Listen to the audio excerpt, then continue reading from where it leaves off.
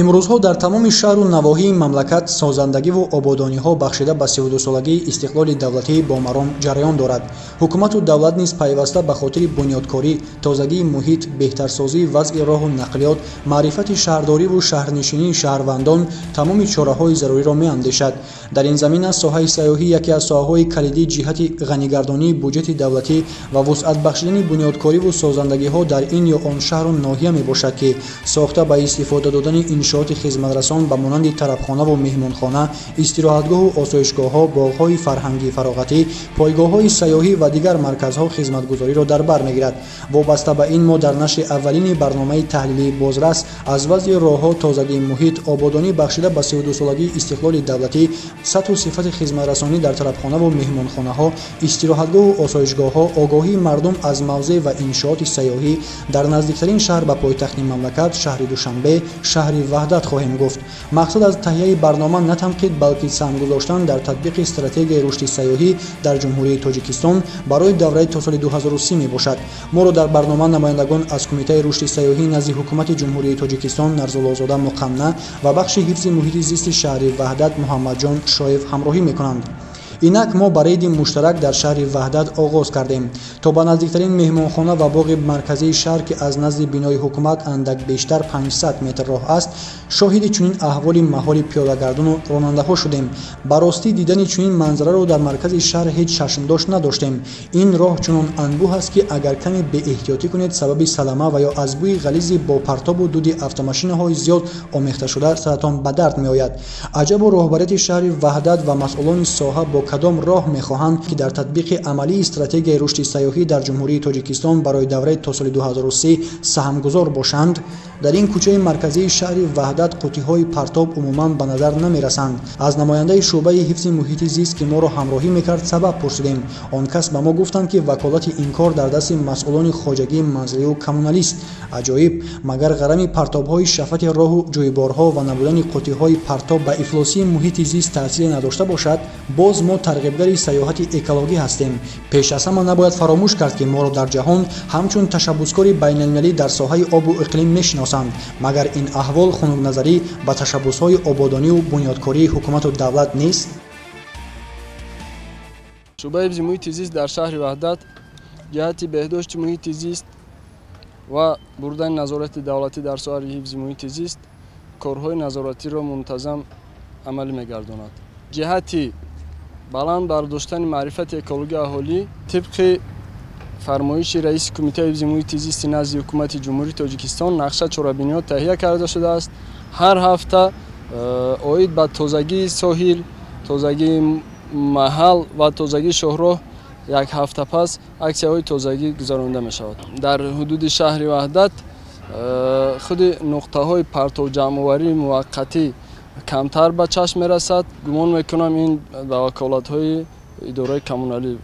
шӯъбаи ҳифзи муҳити зист дар шаҳри ваҳдат корҳои назоратиро чуноне ки гуфтем мунтазам бурда истодааст. нисбати қонуншиканиҳо, ғайриқонунӣ ҷойгир намудани партовҳо аз тарафи шаҳрвандон вақте ки амалӣ карда мешавад, нозирони давлатии шӯъбаи ҳифзи муҳити зист дар шаҳри ваҳдат нисбат ба чунин қонуншиканиҳо протоколҳои ҳуқуқвайронкунии маъмурӣ тартиб медиҳад ва барои ислоҳ кардани ҳамун камбудӣ пешниҳодҳо дода мешавад, ки то ҳамун қонуншиканӣ бартараф карда шавад. расидан замон ба назди даромадгоҳи боғи марказии фарҳангӣ фароғатии садаи шаҳри ваҳдат шоҳиди роҳи валангори гардишгоҳ ва бетартибии ин бозори номуайян, ки дар кӯчаи Абдулқосим Фирдавсӣ ҷойгир аст, гардидем. ҷое наёфтем, ки навори суроғавии боғро дуруст сабт кунем. инҷо магар доимо ҳамин гуна бошад ва ё сабаб маъракаи оғози таҳсилу харидории лавозимоти хониши хонандагон барои соли нави таҳсил? шояд чунин бошад, аммо ба ҳар ҳол ин бозори муваққатӣ ҳоло роҳи пиёдагардонро банд карда онҳоро маҷбур месозад, ки қисме аз пиёдагардон бо роҳи мошингард гузаранд, ки албатта танбашавии роҳ ва бадтараш ба садамаҳои нохуши нақлиётӣ оварда мерасонад. тартиботи бозору нақлиёт дар ин минтақа нигароникунанда аст. магар бо ин ҳол метавон сайёҳони хориҷиро ба ватани худ ҷалб кард? ин ҳолат моро бетараф нагузошт ва хостем сараввал ҳолати воқеии бозорро фаҳмем. навор гирифтан албатта ки дохили ин анбӯҳи одамони бозор ғайриимкон درون است. بنابر این توسط درون این نوارها را گرفتیم. خود ببینید و قضاوت کنید. بیشک اگر داخل این منطقه به نام بازار مرکزی میشدیم، نمایندگان همراه نواربردارمون میلش خودمون را هم گم میکردیم. هرچند نوار را نزدیک هم کنیم که خریدار و کی فروشنده معین کردن محال است. خلاص گرد و اطراف باغ مرکزی شهر وحدت به بازار بستر و نوک تبدیل یافته است. از پهلوی این بازار به ترتیب رود کافرنیهان جاری است. از نگاه اول پلی که بازار مرکزی را با بازار خیر میپیوندد و دریای از پایان با شور و ولوله جاری منظره زیبا را میماند. لیک وقتی نوار را نزدیکتر میکنیم پس میبینیم که حتی این بی‌ترتیبی ها بالای پل نیز ادامه مییابد. در بالای پل نیز بنیاد چنین نقطه های فروش سریراهی اجازت باشد. نوار را اگر نزدیکتر کنیم چشممون به این افلاسی های ساحل رود کافرنیهان که یکی از شاخاب‌های آوازدار امودریاست افتاده طبعاً خیره می‌گردد. اگر احوال در زیر از بی‌مسئولیتی راهگذران و بازارنشینان بالای پل چنین باشد پس قضاوت کنید که زیر این انبوه آدمان بازار مرکزی چی حال و احوال است. سیاح خارجی خواهد که برای نزدیکانش از بازار مرکزی شهری ارمغان خریداری کند پس یقیناً اگر تأثیرات خوب از فرهنگ و تمدن هزار ساله تاجیک داشته باشد پس در یک لحظه به باد خواهد رفت. ساحل دریای کافرنیهان بیشتر از طرف مردم پرتافته می شود که ما اوید این مسئله یک چند مرتبه عملیات‌های فوری گذراندیم و نسبت ایشان پروتکل‌های حقوق ویرانکنی مأموری ترتیب داده شدیم. اما یک مشکلی است.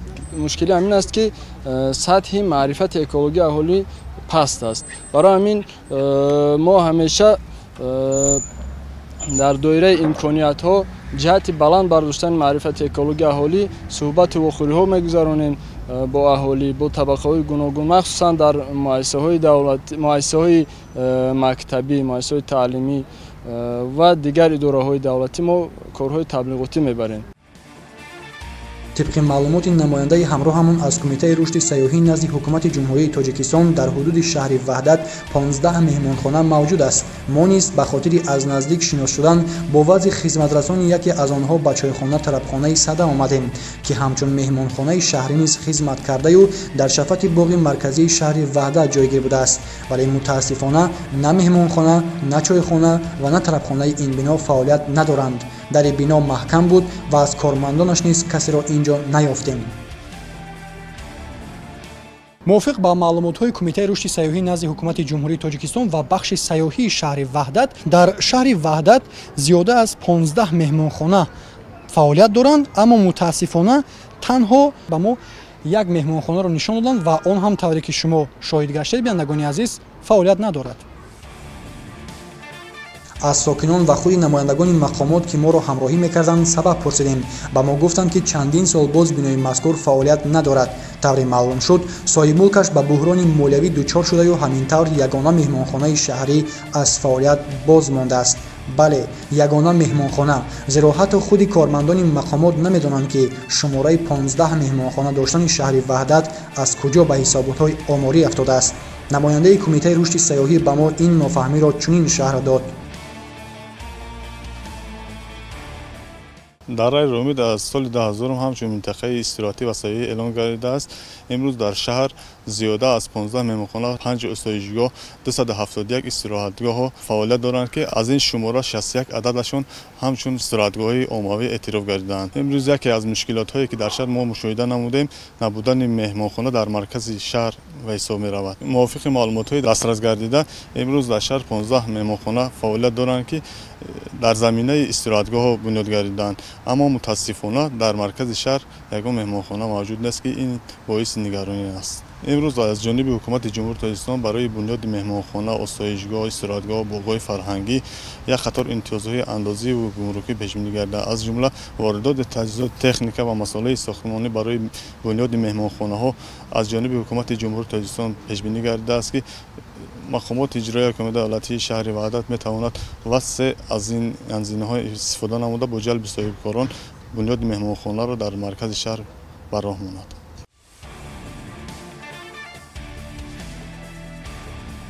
намояндаи кумитаи рушди сайёҳӣ ин ҳолатро дар он арзёбӣ кард ки ба шумораи 15 меҳмонхонаи ҳудуди шаҳри ваҳдат инчунин меҳмонхонаҳои дар назди истироҳатгоҳу осоишгоҳҳо фаъолият доштаро низ дохил карданд.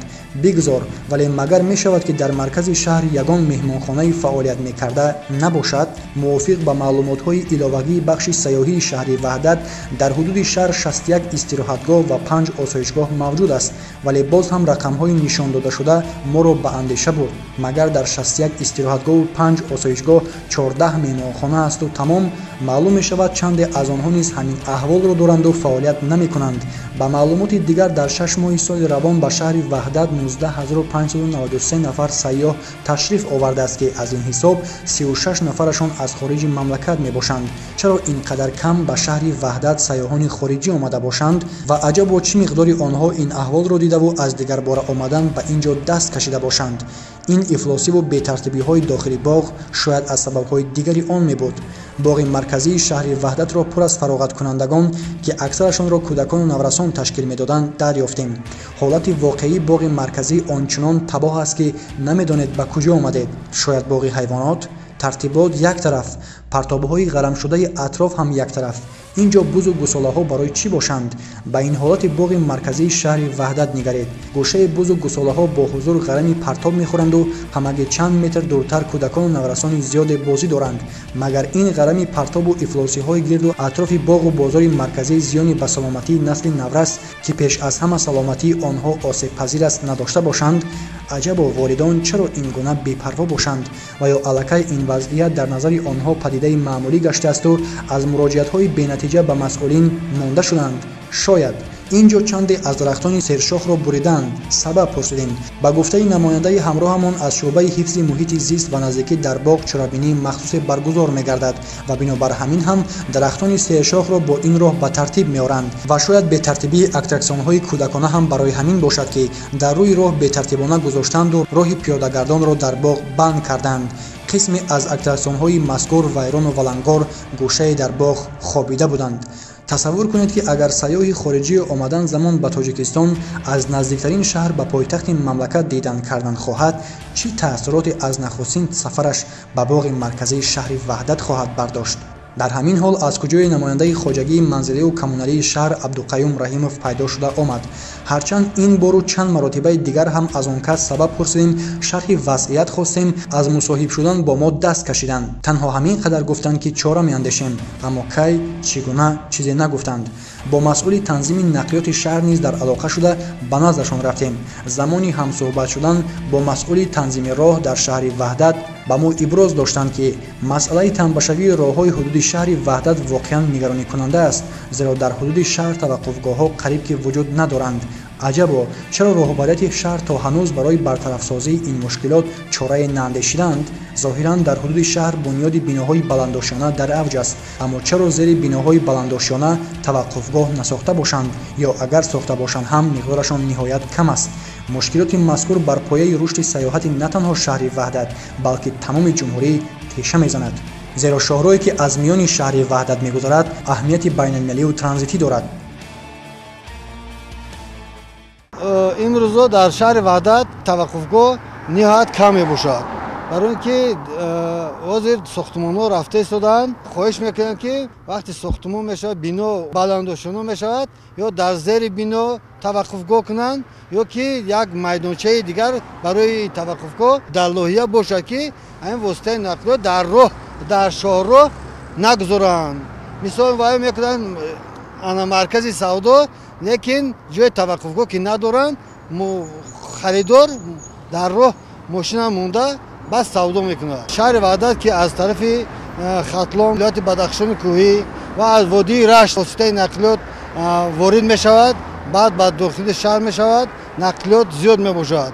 имрӯзо дар кӯчаи рӯдакӣ масъалаи танбашавӣ ба назар мерасад.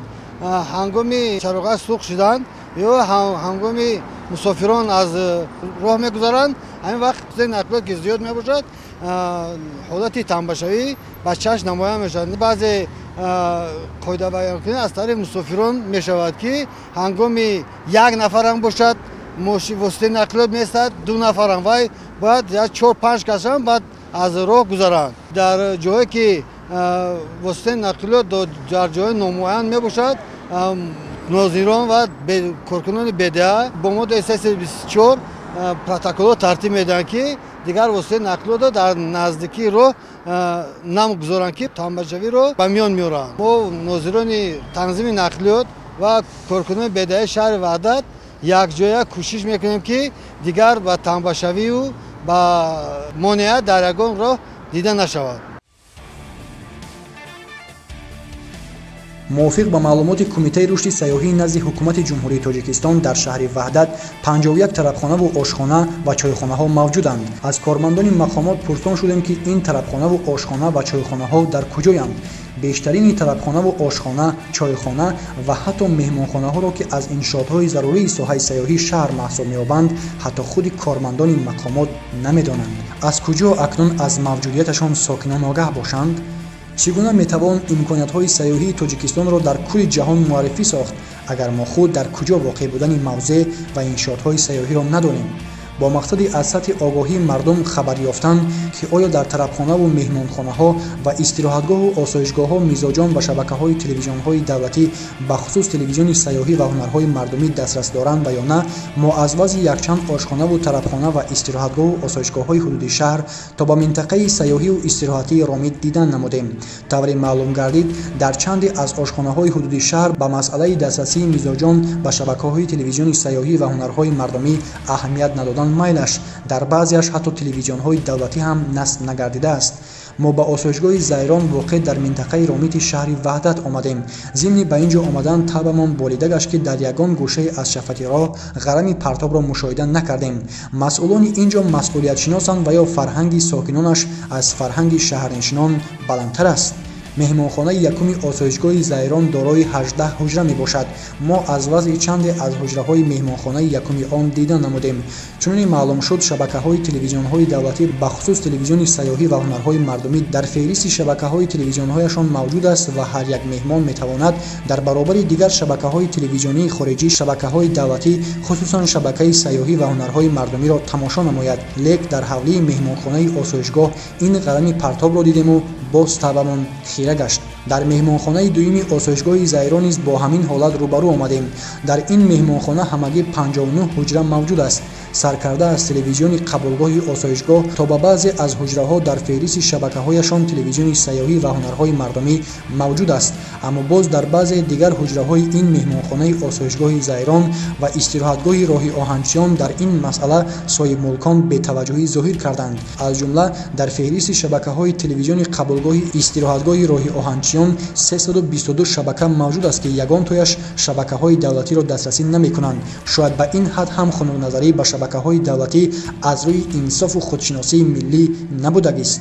استراحتگاه مذکور دارای 57 حجره برای مهمانان است و در راهروی اساسی اینچنین چند از حجره‌ها چراغک‌ها کارناشایند. از جمله تلویزیون‌های نصب گردیده چند از اتاق‌ها نیست. صحن استراحتگاه مذکور طور مشاهده گردید نسبت داخل شهر خیلی تازه‌تر و آبادتر بود و در اطراف نیز قوطی‌های پرتاب به نظر می‌رسیدند. همینطور چنین از رید مشترکمان همراه با نماینده از کمیته رشد سیاحی نزد حکومت جمهوری تاجیکستان و شعبه حفظ محیط زیست شهر وحدت برمیآید. امروزها راهبران و مسئولان و ساکنان شهر وحدت نسبت به وضع راه و نقلیات، تازگی محیط، سطح و صفت خدمت‌رسانی‌ها و دسترسی میزاجان در طربخانه و مهمانخانه‌ها و آسایشگاه و استراحتگاه‌ها و شبکه‌های تلویزیون دولتی خصوصا تلویزیون سیاحی و هنرهای مردمی که خود ابیکت خدمت‌رسانی ساحه هستند تا جای بی‌مسئولیتی ظاهر می‌نمایند. هرچند دستاورد و پیشروی‌های 10 ساله آخر نزدیکترین شهر به پایتخت مملکت چشم‌انداز باشند هم بعضی از نارسایی‌ها و بی‌مسئولیتی بعضی از ساختارهای داخلدار ساحه وضعیت را چنین نموده است. معلوم است که دایره مشکلات‌های مذکور خیلی وسیع و پیچ در پیچ است، ولی به هر صورت راهبریت شهر وحدت را می‌باید که جهت هر چیز زودتر برطرف سازی کمبودی‌های جای داشته چاره‌های ضروری اندیشند. یادرس می‌شویم که مقصد از تهیه برنامه نه تنقید بلکه تنظیم و بیدار نمودن حس مسئولیت مسئولان ساختارهای داخلدار میباشد. وقتی آن است که با راه صداقت و امید به فردای درخشان تاجیکستان را در بهترین شکل و نمود همچون دیاری آباد و زیبا با فرهنگ و مهمان دوست به جهانیان معرفی نماییم. با امید برطرف شدن کمبودی‌های جای داشته رسیدیم به فرجام برنامه. همیشه طرفدار آبادی و سازندگی‌ها باشید.